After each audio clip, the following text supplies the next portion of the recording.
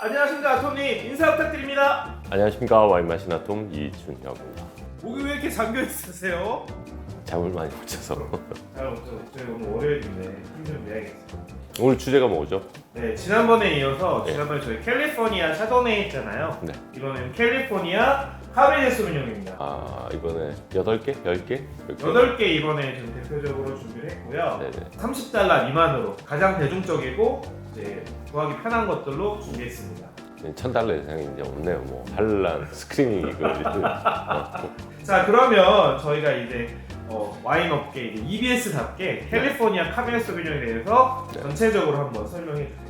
카베르네 소비뇽은 원래 프랑스 보르도 지역에서 유래된 품종이지만 19세기 중엽 캘리포니아에 전해지면서 새로운 역사를 쓰기 시작했습니다. 기록에 따르면 1852년 프랑스의 묘목 재배가 안토니오 델마가 카베르네 소비뇽을 캘리포니아 산타클라라 밸리로 가져온 것이 캘리포니아의 시초가 되었다고 생각하시면 됩니다.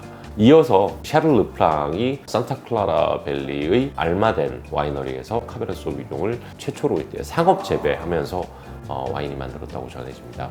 이후 19세기 후반까지 캘리포니아 여러 지역에서 포도 재배가 늘어났지만 1880년대 피록셀라 해충의 피해와 1920년대 시작된 금주법으로 인해 와인 산업은 큰 타격을 받았습니다. 금주법이 폐지된 후 캘리포니아 와인 산업은 서서히 부활을 시작했고, 특히 1960년대 고품질 와인에 대한 열정이 불타올랐습니다. 그 중심에는 나파밸리의 선구자적인 와인 메이커들이 있습니다. 예를 들어 1966년에 로트 몬다비가 오크빌에 자신의 이름을 걸고 와이너리를 설립했는데, 당시로서는 이례적으로 카베르네 소비뇽에 집중하며 프랑스 보르도에서 배운 현대 양조 기술을 도입했습니다. 1979년에는 샤또 웅동 로칠드의 오너죠. 보르도의 바롱 필립 로칠드 남작과 로트 몬다비가 합작하여 오퍼스 1이라는 작품을 만들게 됐는데, 미국 메리티지 와인의 시초가 되기도 합니다. 1990년대 이후에는 이제 캘리포니아 카베르네 소비뇽이 재배 면적과 소비 면에서 모두 비약적인 성장을 보여주었습니다.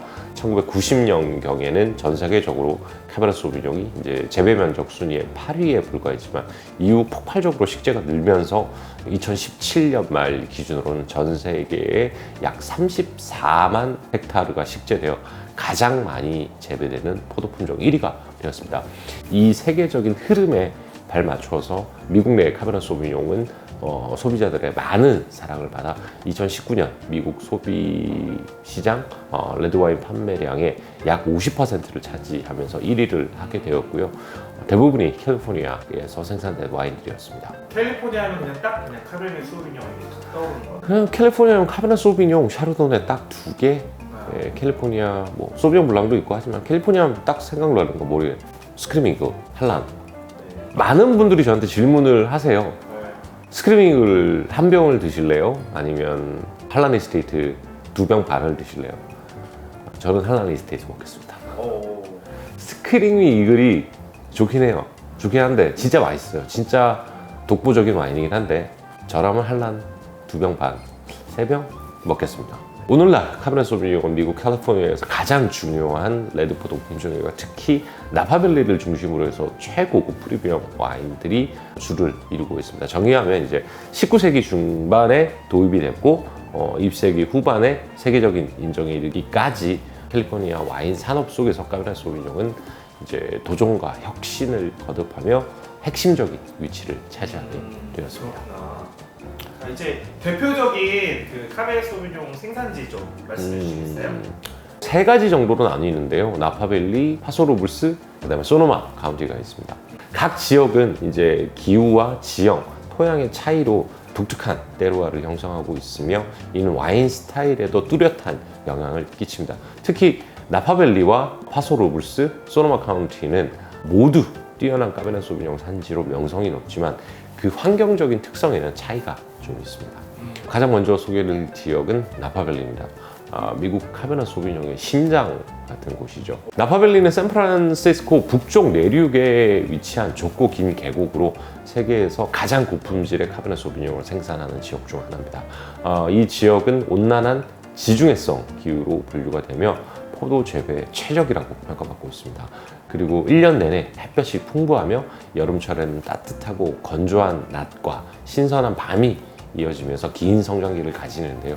이런 일교차 덕분에 포도가 서서히 고르게 숙성이 되면서 좋은 산도를 지니게 됩니다. 실제로 이제 낮에는 30도 안팎으로 기온이 오르지만 밤에는 이제 해안에서 밀려 들어오는 서늘한 공기와 계곡의 냉기 덕분에 10도까지 떨어져서 포도의 신선한 산도가 유지될 수 있습니다.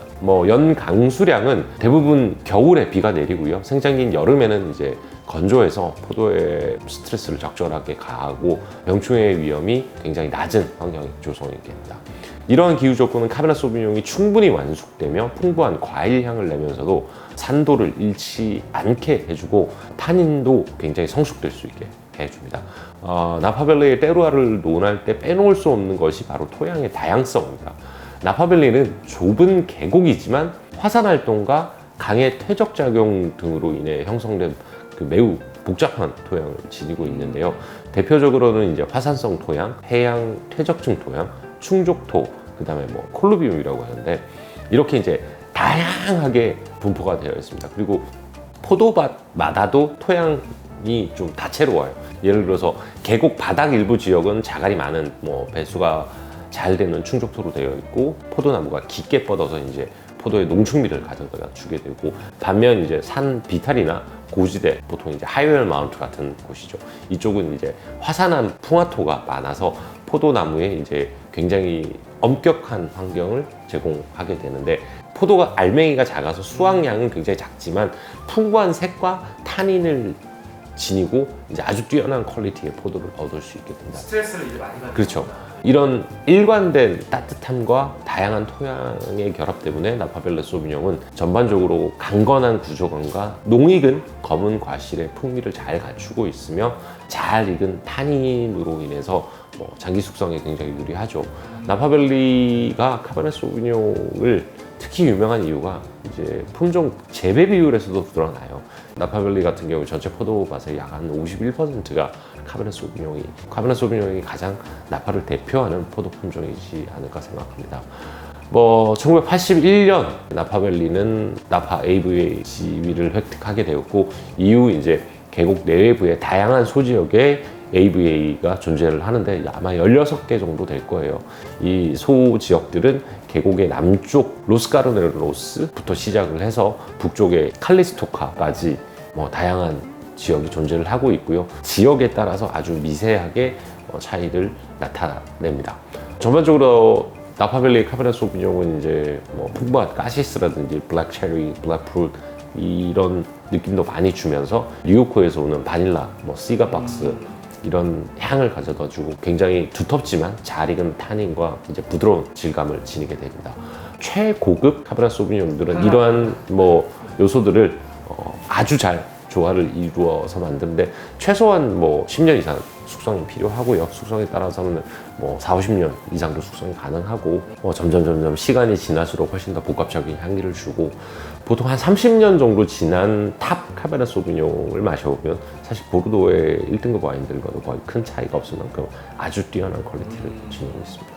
저희 그 나파밸리 갔을 때 되게 막 평온하고 막 그랬었잖아요. 나파밸리에서 피장 온 기억밖에 없어요. 진짜 전체적으로 되게 따뜻하고 비도 한 방울도 안 오고. 그러니까 겨울에 비가 좀 많이 오고요. 네. 여름에는 일조량이 좋으니까 아무래도 포도가 굉장히 잘 익죠. 네. 그러니까 1년 내내 농사도 거의 비슷하게 특별하게 기후의 영향을 엄청나게 제가 생각하기에는 보르도처럼 그렇게 빈티지의 영향이 크게는 없을 것 같아요. 네네. 거의 일정한 수준에 물론 거기서도 이제 올해는 진짜 뛰어난 빈티지다고 하는데 사실 제가 보기에는 비슷비슷합니다. 항상 보르도처럼 막 이렇지는 않는다. 네, 그냥 스테이블하게 간다고 보시면 될 것 같아요. 자, 다음 지역. 파소 로블스입니다. 파소 로블스는 이제 캘리포니아 중부 해안 지역에 위치한 대표적인 와인 산지로 샌프란시스코와 LA에 딱 중간 정도에 위치한 내륙 지역입니다. 지형적으로는 서쪽에 이제 산타루치아 산맥과 동쪽 내륙 평지가 자리하고 있으며 1983년 AV로 지정된 이후 밑에 한 13개의 하위 AVA가 있고요.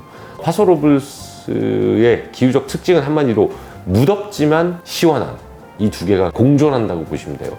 태플턴 갭이라고 불리는 해안 산맥의 사이에 공기 통로로에서 시원한 바람이 좀 불어오게 되는데 낮에 굉장히 더워요. 여기는 뭐 이러면은 종종 35도까지도 올라간다고 하거든요.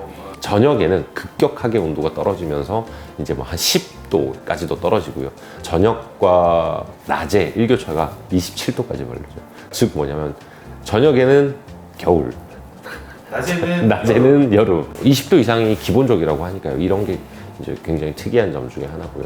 그러니까 포도는 빡세게 익고 저녁에는 막 응축되고 낮에는 또 익었다가 응축됐다가 하니까 굉장히 뛰어난 농축미를 가지고 있겠죠. 파소로블루스의 때루아 또한 매우 다양하고 특이합니다. 우선 토양적인 측면에서는 캘리포니아 대부분의 포도 산지와 달리 그 파소로블루스에는 석회질 토양이 많이 나타나고 있죠. 석회질을 기반으로 해서 이제 백악토, 뭐 석회암이라나 이외토, 칼큘레어스, 쉐일 같은 것들도 많이 보이고요. 특히나 이제 토양의 pH가 굉장히 높다고 해요. 7.4에서 8.6 정도 될 정도로 높은 수치를 보이는데 이러한 이제 알칼리성 토양은 다른 지역과는 좀 다른 성격을 지니고 있죠. 그리고 뭐 서쪽 구릉 지대에는 점토질 토양이 분포해 있고 이 지역은 연 강수량도 비교적 많아서 일부 포도밭은 관계없이 자연 강우만으로도 포도를 재배할 수 있습니다. 나파랑 보르도가 가장 큰 차이 중에 하나가 이제 관계에도 차이가 있죠. 뭐 미국 같은 경우에는 직접 줄 수 있으니까. 줄 수 있으니까. 네. 보르도는 죽든지 말든지 빡세게 키우는 거죠. 그리고 이제 동쪽 평지와 이제 구릉 지역에는 부서진 석회암이 혼합된 모래질, 뭐 양토와 점토 등이 혼재되어 있고요. 전반적으로 이제 배수가 양호한 토양이 많아서 카베르네 소비뇽 재배의 이상적인 조건입니다.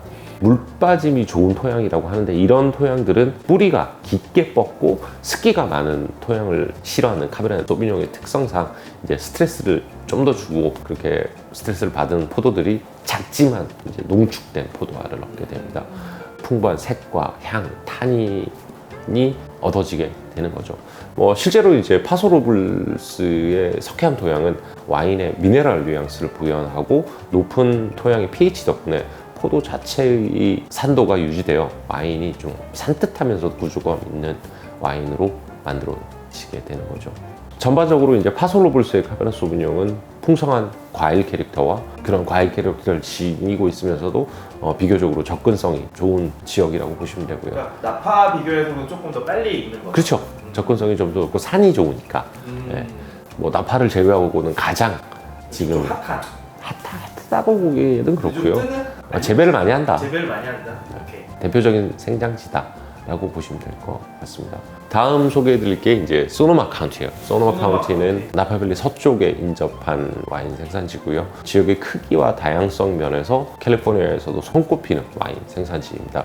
포도밭으로 사용되는 면적은 약 5만 9천 에이커 정도라고 하거든요. 그 중에서 카베르네 소비뇽이 약 한 22%? 12,000 에이커 정도 된다고 합니다. 그 다음에 이제 샤르도네하고 피노 누아를 아주 재배를 많이 하고 있죠. 소노마 카운티의 기후는 지역에 따라서 편차가 크지만 전반적으로 이제 건조한 지중해성 기후와 태평양 영향을 받는다고 생각하시면 됩니다. 이제 태평양이 서쪽 경계를 따라서 120km 이상 길게 이제 펼쳐져 있어서 바다로부터 불어오는 시원한 해풍과 안개가 소노마 카운티 전역에 상당한 영향을 끼칩니다. 러시안 리버밸리 굉장히 유명한 지역이죠. 여기 같은 경우에는 아침에 이제 안개와 낮은 온도로 인해서 뭐 피노 누아나 샤르도네가 굉장히 유명한 산지로 알려져 있지만 알렉산더 밸리나 소노 밸리 안쪽에 이제 뭐 산맥에 가려막혀 있는 곳은 이제 훨씬 더 따뜻하고 맑은 날씨를 보여주기 때문에 여긴 또 카베르네 소비뇽이 자라기에 적합하죠. 요약하자면 소노마는 이제 산과 계곡, 구릉, 해안지대가 이제 공존하는 마이크로 클리마가 매우 세분화되어 있어서 이런 기후의 다양성 위에 토양의 다양성도 더해져 때로와의 스펙트럼이 굉장히 넓다고 보시면 됩니다. 앞서 설명드렸지만 소노마의 대표적인 카베르네 소비뇽 산지는 알렉산더 밸리인데요. 뭐 이 지역은 소노마 북쪽 내륙에 위치한 이제 넓은 계곡으로 낮에는 뭐 여름철 기온이 30도 정도 웃돌 정도로 굉장히 덥고 일조량이 풍부하지만 또 여기도 저녁이 되면 북쪽 러시아 리버밸리 계곡을 타고 내려오는 차가운 바다의 안개가 들어오면서 밤의 기온을 크게 떨어뜨리게 되는 거죠. 결과적으로 이제 포도가 천천히 익어갈 수 있는 생육 기간을 확보를 해주고 완숙한 상태로 포도를 재배할 수 있어서 양질의 카베르네 소비뇽이 생산이 되고 있습니다. 실제로 소노나 카운티의 카베르네 소비뇽은 우아한 구조감과 균형 잡힌 타닌을 지니고 있다고 평가받고 있고요. 이런 온화한 기후 때문에 너무 급하게 익지 않고 오랜 시간 동안 숙성이 되기 때문에 와인에게서 이제 복합적인 풍미를 형성하고 아주 좋은 산도를 지닐 수 있는 좋은 여건이 된다고 생각하시면 됩니다. 자, 이제 그 카베르네 소비뇽 네네. 특히 캘리포니아에서 나온 거 특징 좀 말씀해 주실 수 있어요?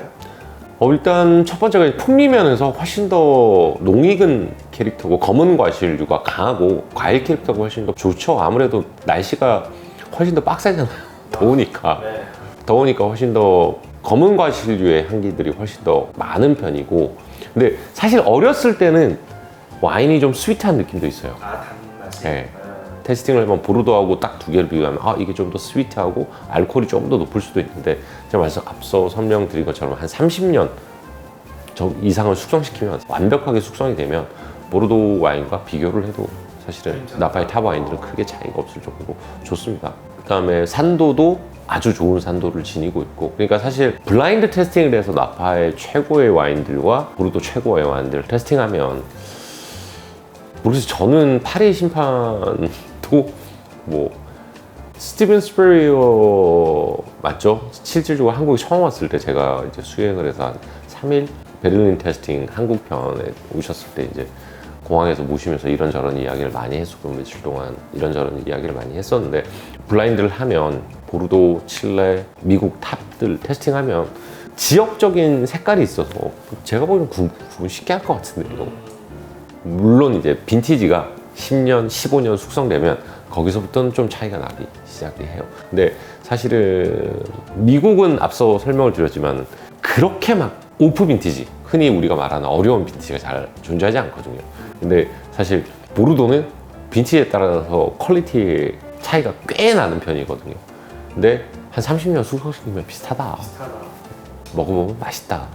근데 사실 지금 나파 와인 가격들이 너무 올라서 보르도 와인들도 500불이면 1등급 와인들 웬만하면 빈티지 안 좋은 거는 살 수가 있고, 빈티지 좋아도 1000불 정도 되면 웬만한 빈티지는 사는데, 나파밸리 가격 생각해보세요. 스크림 이글 같은 경우 훨씬 더 비싸요. 스크림 이글 같은 경우에는 사실 제가 올해 스크림 이글 한번 테스팅을 했었고, 한란도 올해 테스팅을 했었고, 은근 많이 테스팅해요. 미국 와인들도 사람들이 많이 초대를 해주시거나 가셔서 오픈해 주시는 것도 있고, 그래서 테스팅을 해보면 좋아요. 근데 저는 다시 말씀드리지만 한란 3병 먹는다, 이글 1병보다는. 자, 이제 그러면 한란처럼 카베르네 소비뇽을 사용한 와인 마셔보도록 할까요? 총 이제 8개가 준비가 되어 있고 4개씩 테이스팅 한번 해보도록 하겠습니다. 1, 2, 3, 4, 5. 빈티지의 차이가 좀 있네요. 컬러만 봐도 딱 보면 컬러의 차이가. 네. 현재 이제 유통되는 것 중에서 제일 유명한 것들은 뭐예요?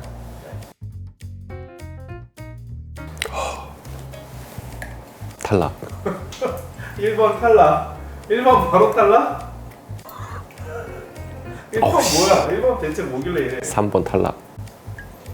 1번, 3번 탈락. 4번 탈락. 4번 탈락. 이게 뭐야? 마셔는 봐야죠. 근데 최저가는 한 8달러에서 11달러도 있거든요. 그래서 그래요. 딱 이렇게 향을 스월링해서 맡자마자 저가 카베르네 소비뇽에서 느껴지는 그런 알코올릭한 느낌이야.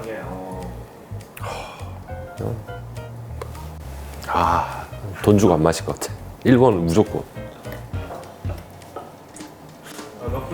이번이 훨씬 좋아. 비교가 안 돼. 2개 같은 와인이라고 무조건 2번 먹어요. 무조건 2번. 1번이 어느 정도 수준이냐면 저희 전에 칠레편 까베르네 소비뇽 있죠. 네. 도스코파스 그거보다 맛없어. 도스코파스보다 맛없다. 그거 가격 대비 되게 좋았어요. 4,900원의 기적이었잖아요, 우리. 좀 풀리긴 하는데 이것도 저가 느낌이 너무 많이 나고. 이런 걸 왜 줘? 이게 잘 팔린다고? 진짜 잘 팔리는 8종이에요. 저희가 추리고 추리는 8종이에요. 아, 그러니까 이제 한국 판매가 2만원, 3만원, 뭐 만원대도 있고 막 그런 거예요. 제가 어제 저녁에 이제 사무실에서 남아서 이제 유튜브 이거 오늘 촬영할 거 준비하면서 이제 저녁에 맛있는 샴페인 한잔 했거든요. 차이가 많이 난다. 1원 테스팅 하겠습니다.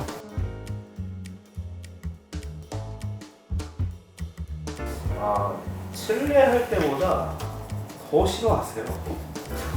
칠레도 괜찮았나 보다.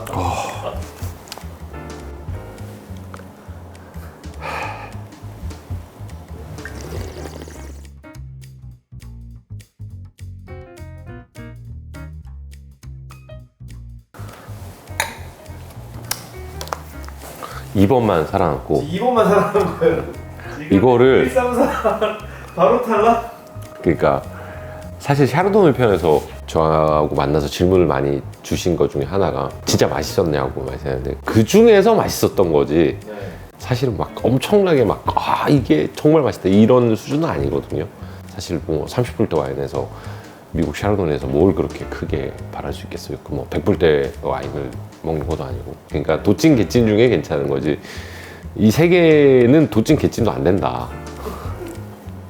그래서 맛없는 거는 철저하게 뭐 1, 2, 3등 순위가 안 나오더라도 배제를 할 건 배제를 해야 될 것 같아요. 1번은 블랙프루트 위주의 허브, 뭐 민트 이런 느낌이 났어요. 뭐 타닌도 미디엄, 애시디티 미디엄 투 하이, 피니쉬 미디엄. 밸런스가 일단 안 좋고요. 네. 알코올 느낌이 너무 알코올릭하고 전형적인 저가 까베네 소비뇽. 돈 주고 안 사 먹는다. 이거 뭔지 모르겠지만 절대 돈 주고 안 사 먹는다.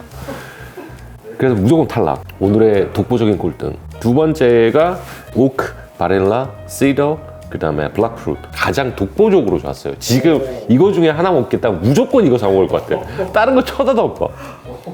타닌도 미디엄, 애시디티도 미디엄, 피니쉬는 미디엄 투 롱인데 전반적으로 밸런스가 잘 잡혀 있었고 4개의 와인 중에서는 가장 숙성된 느낌이었어요. 빈티지가 한 1, 2년이라도 빠질 거예요.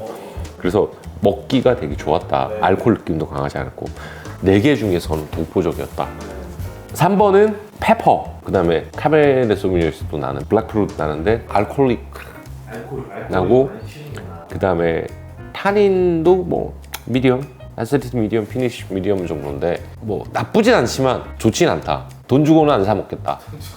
네. 이것도 전형적인 저가 까베네 소비뇽. 네 번째, 이것도 전형적인 저가의 캡, 나파 캡이다. 굉장히 대량 생산하고 찍어내는 와인 중에 하나고 알코올이 팡팡 튀고 타닌은 좀 그 중에서도 뭐 미디엄 투 하이 정도 될 정도로 좀 쳤는데 애시디티, 뭐 피니쉬 둘 다 미디엄 정도 되고 정말 재미가 없는 와인이다. 맛이 없습니다. 저 같은 경우에는 돈 주고 안 마시겠습니다. 절대 이 세 가지는. 5, 6, 7, 8. 이것도 지금 딱 보면 컬러 차이가 나요. 5, 6, 7, 8이 제가 서브가 됐습니다. 5, 6, 7, 8이 제가 서브가 됐고요. 너무 재밌다. 합격. 애매해. 탈락. 다행히 하나. 이거는 탈락. 제일 맛없는 것부터 테스팅 해야 되겠다.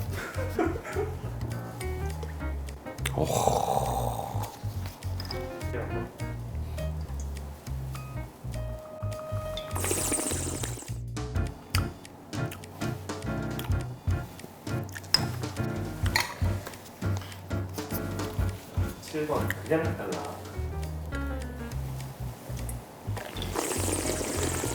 5번이 오크터치를 필두로 해서 뭐 바닐라라든가 다크 초콜릿, 그다음에 굉장히 우디한 느낌이 좋았고요. 향에서는 뭐 사실 뒤 세컨 플라이트 중에서는 제일 좋았어요. 입에 딱 들어왔을 타닌도 굉장히 부드러웠고 그다음에 감기는 느낌도 좋았는데 뒤가 좀 짧았다.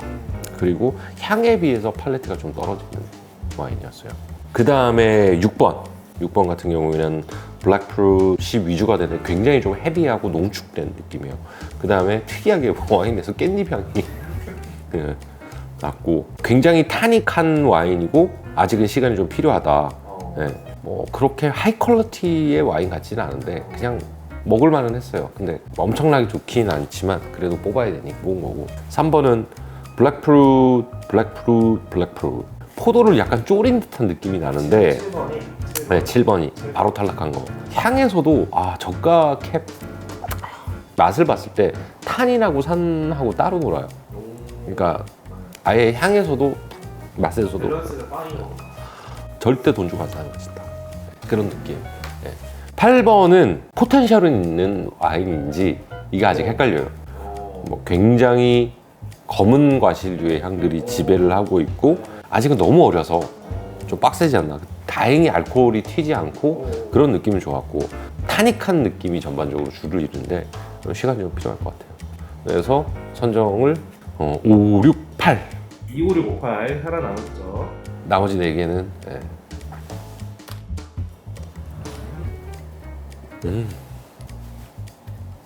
2번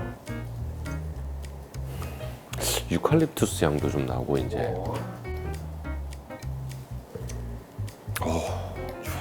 확실히 진하다. 8번 이 중에 1, 2등 할 것 같고 3, 4등일 것 같아요. 향만 맡아서. 향만 맡아서.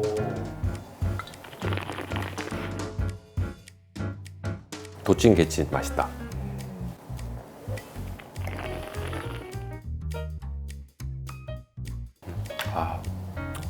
좀 아쉽긴 하다.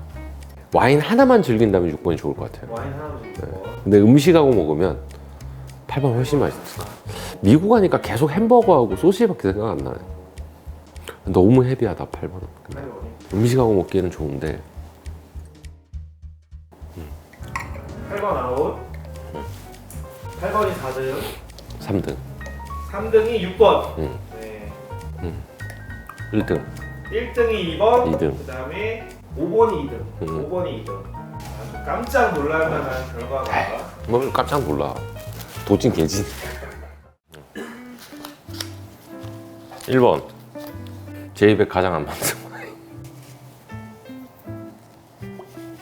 내비게이터.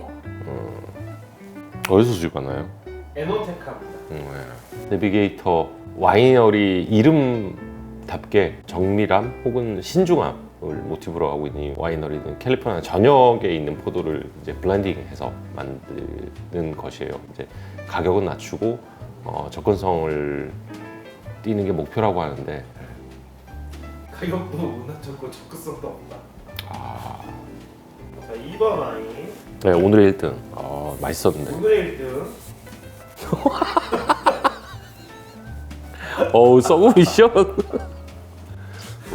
샤도네이도 그렇고 계속 이제 서브 미션에 굉장히 좋은 점수를 주고 계속. GB 코리아. 저 아무런 상관 없습니다. 저 GB 코리아에서 단 샘플 한 병 받은 적 없고요. 제가 뭐 돈 주고 자주 사서 마시는 와인은 절대 아니겠죠.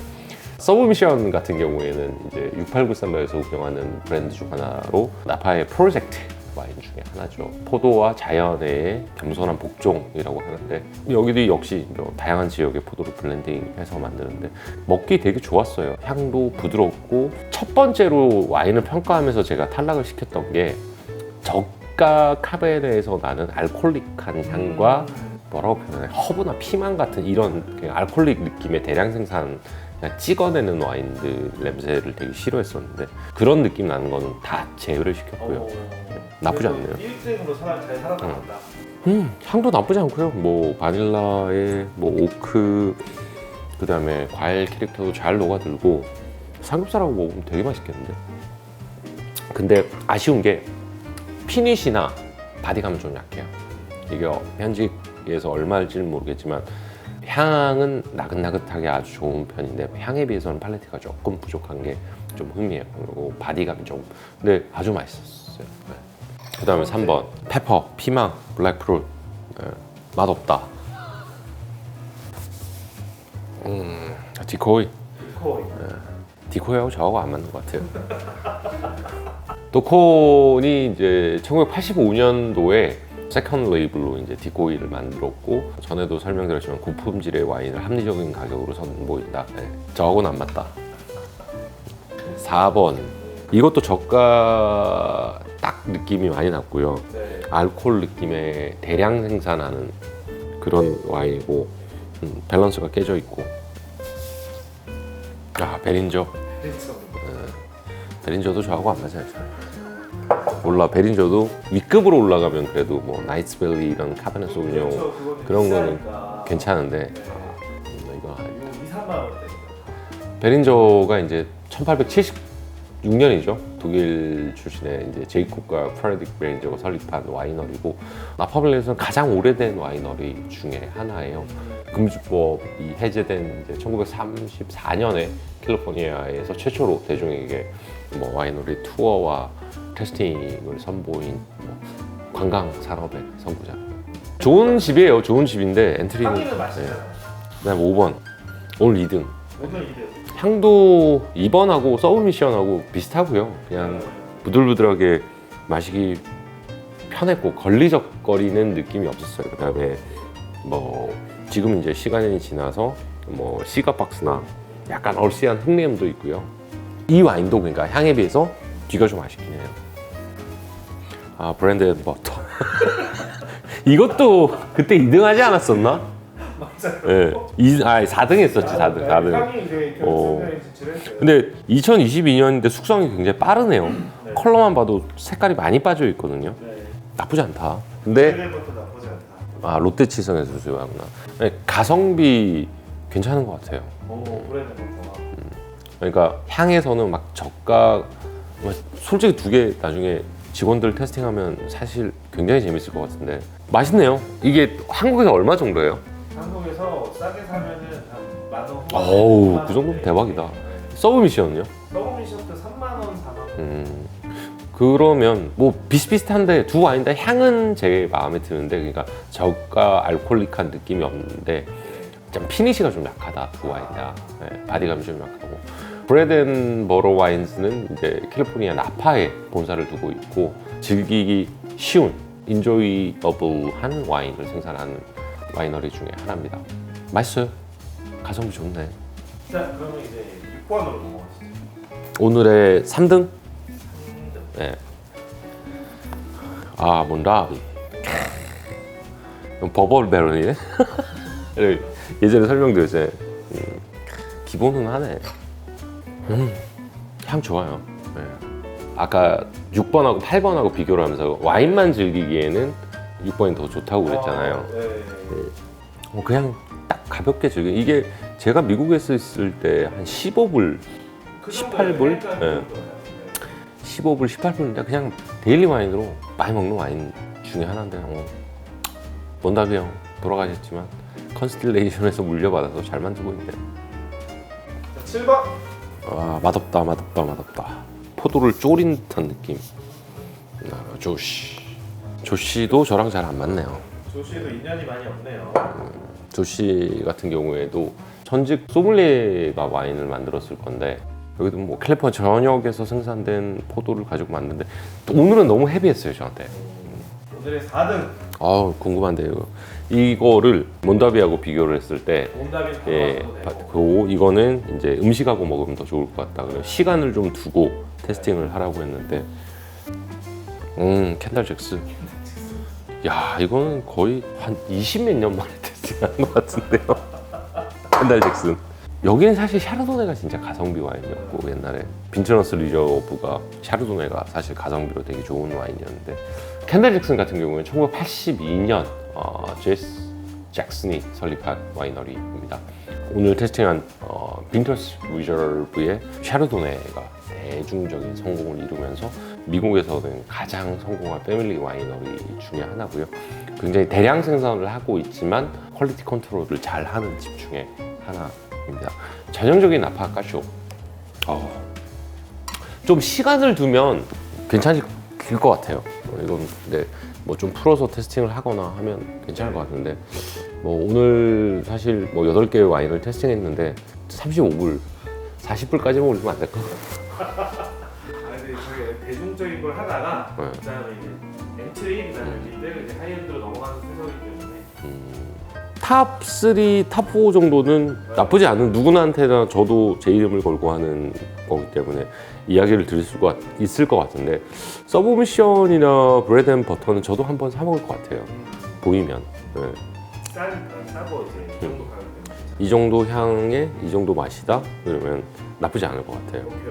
그리고 뭐 문라비도 괜찮았고 생각보다 괜찮았고 나머지는 제 개인적인 취향이니까 사실은 뭐 와인의 컨디션이나 그날 저의 컨디션에 따라서 차이가 날 수 있으면 다시 한번 말씀드리고요. 재밌네요.